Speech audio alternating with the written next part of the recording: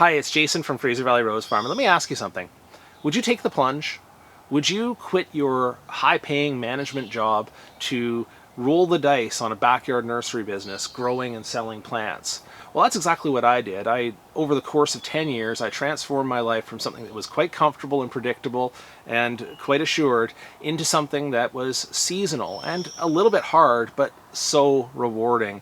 And for me, it really wasn't even a consideration. I mean, I thought about the steps along the way, but I had to do this. I love the growing and selling of plants. I love interacting with people about plants. It's natural to me, and it felt like the right subject matter to spend my life on.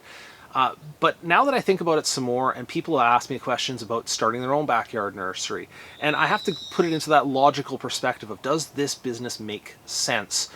Could you make sense of quitting your job and starting a backyard nursery? And of course, my answer to that, my answer in life was yes. But I also think there are some special features of this business that make it particularly suitable, and I'm going to say competition proof. I'm saying competition proof from the perspective of, you can't be squashed by the big guys. You can't be squashed by big multinationals, the hardware stores, the grocery stores, the mass market stores. They've dabbled in the gardening industry, they've dabbled in nursery business, but they get into that business seasonally like they're selling barbecues or Tupperware bins. They don't give it the kind of thought that we do. And I will say one other thing about it is a specialized and local business. People do value your input as to what to grow, especially since the plant world is so large. There are specialties. If you're growing bonsai, if you're growing fuchsias, if you're growing roses like I do, people are seeking out that kind of specialized individual attention.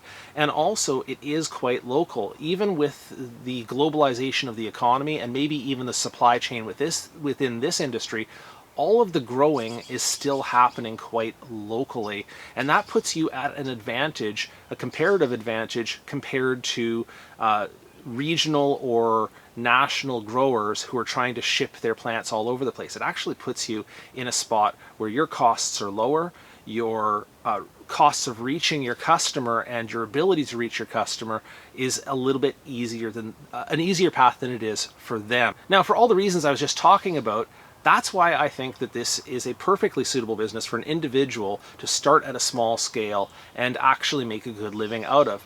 But there are some things I'm not going to say. And if I were trying to sell you on this opportunity, like really, hype you up about it, the three things I might say is it's fast, it's easy, and you'll make all sorts of money.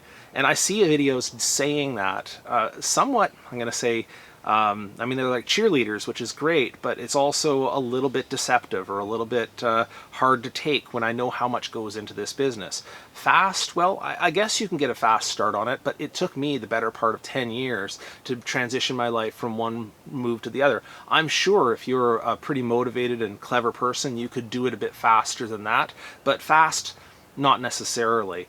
Easy? No. This is going to take every bit of your planning and strategy that you have at your hand. It's going to take all of your business skills to make something like this work. And seasonally, the days are long, the work is hard. So I would not say easy. Again, if you have good business sense, maybe you can find ways to make it easier, but I wouldn't put it in the category of easy. And you'll make all sorts of money. And this one kind of irks me when I see people saying, well, I could take 100 cuttings of this and or 1,000 plants of this, and then they're worth $10 each, so I just made $10,000. And they're saying it verbally and so as if it's on paper, it's an accomplished thing. It really isn't. It takes a long time to do these things, and the results are not assured. So I would say that it is, I'm not going to say slow, hard, and you'll make no money. It depends on your business skills, just like it would for any other business. But don't get into this business certainly thinking that this is an easy road to fast cash. I don't think it is. But it is, as I say, intensely rewarding, and it does have good prospects for success. Well, I intend this video as a bit of an overview. Certainly there are specific skills that you'd have to know in terms of running a backyard nursery, things like how to propagate plants, grow things from seed, trimming and pruning, overwintering. I mean, all of the basic skills of growing plants and selling plants, and I definitely cover those in this channel, and I will continue to do so. But this video is intended more as a strategic overview, and there are 4 things that I've learned as I've gone along here that are really important mindsets. So this is a higher level view here. The mindsets that you would need to get this going and off the ground. And the first of those is, don't wait until you're ready. And I see this so often as I talk to people about this, and they say, yeah, but I'm not ready to make that step in my life. And I say to myself, well, you know, like with so many things in your life, if you waited until you're ready to have kids, maybe you never would. If you waited until you're ready to get married, maybe you never would. This is one of those things. Whatever scale you're ready to start this on, start it now and start getting the experience. By the time you're really ready in terms of savings or where you are in your life, 3, 4, 5 years down the road, that's 3, 4, 5 years of experience that you've foregone if you don't start the business right now. And that's really what I did here. Is I thought, well, I'm not ready to take a transition where I have a sure income from one thing and move to a completely unsure income. So what did I do? I went to horticulture school. I started taking that on and learning some of the skills.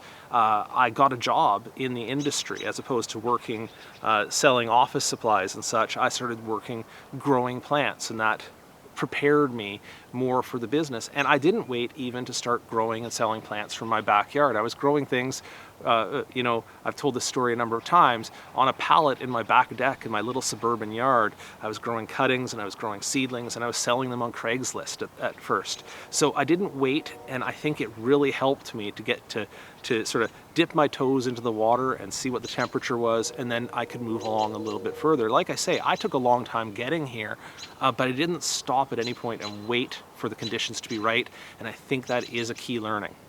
Lesson number 2 that I'm taking with me as I grow my business here is start small and don't over-invest. And it would be nice to start out with a big assortment of big expensive plants and pretty pots and tags and everything else. But I always took the approach of starting cheaply first. So over my right shoulder here, you're going to see something I don't show on camera all the time, which is a pile of pots I've rescued from other nurseries. I would rather grow in a used pot for now, something I can get very cheaply, instead of investing in buying big pallets of expensive pots. And really, in the long term, a lot of people grow in branded pots that have marketing right on the side of them, something very pretty, something very fancy, but it's not necessary to get started with the business. So I buy these used pots with these stickers I have to peel off, and I use them, and I'm aware of their pluses and minuses. It doesn't look professional, but it does keep my risk level low. For the same reason, I generally have started by growing a lot of plants by seed and a lot of plants from cuttings from within my own yard, instead of buying in large volumes of very expensive plants. Why would I want to learn lessons when they're expensive when I could learn the lessons as they're cheap? So I keep my investments down and then grow as I go. I had 4 greenhouses on the nursery here. I started by growing in one, and then I waited until that was over its capacity before I pushed into house number 2 and then house number 3, and now all 4 greenhouses are in operation. But I didn't start by laying out the tens of thousands of dollars it would take for me to get all of those greenhouses operational and running and filling them with plants. That would be too big a bet for where my business was at the time. So this is my point here, is don't overinvest or throw a lot of expensive investment at the business before you're sure what it can do. You have to grow the distribution and the selling and the merchandising along with the growing of the plants.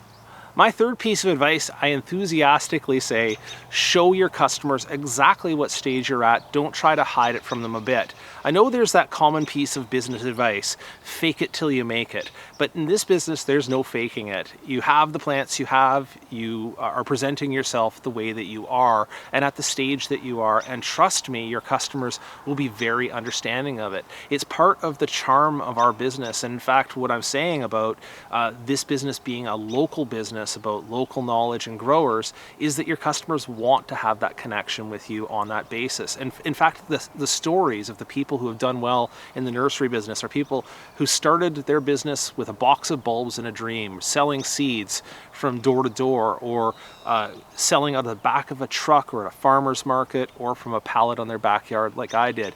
It really is not a glamorous start, but your customers will see that about you. They know exactly what stage you're at, and they want that connection with you and your business.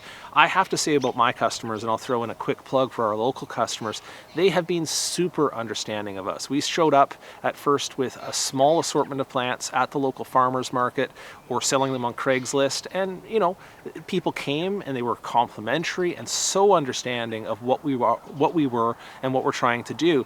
Certainly, we've upgraded our presentation a little bit here. And I've shown the YouTube audience exactly how I've made those moves from being kind of a rustic landscape, and now we're trying to tidy it up a little bit and present it a little bit better. But each step along the way, the customers have been super understanding. When they come here, they see what we have at a certain stage of the season. They are so gracious and so understanding. They will be your biggest supporters if they come with you on a journey from being a small backyard nursery into something that they're excited that you've achieved. Lesson number 4, focus on the selling. And this is not going to come as a surprise from me. I've said in my other backyard nursery videos that the selling comes first. Well, actually, chronologically, the growing comes first, but then the selling comes, and it is the most important part. And in fact, in terms of growing your business, it is almost the only part that matters. You need to be able to get your plants out in front of your customers, and you need to be able to have them pull out their wallets and pay for those plants.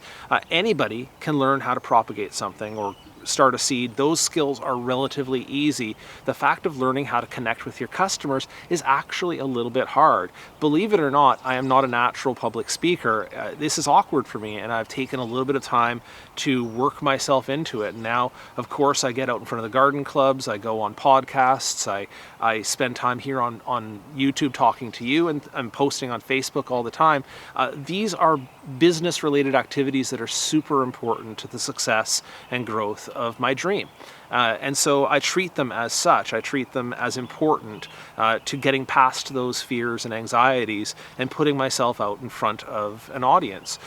If you aren't good at the social media end, then you better get good at the in-person end. One way or another, working on that part of your business will be the part that accelerates and advances the growth of your business. Growing the plants, well, there are ways around that. If you learn how to sell better than you learn how to grow, you can always buy in plants. But buying in plants or any other solution won't help you if you can't sell them. So that's what I'm ending the video on here today. All right, that's all I had to say. I appreciate you spending the time with me. And if you have any questions, at any level that you're at about how to start a backyard nursery or your dream to do so, drop those in the comments below. I'd love to hear from you, and I'll see what I can do to help.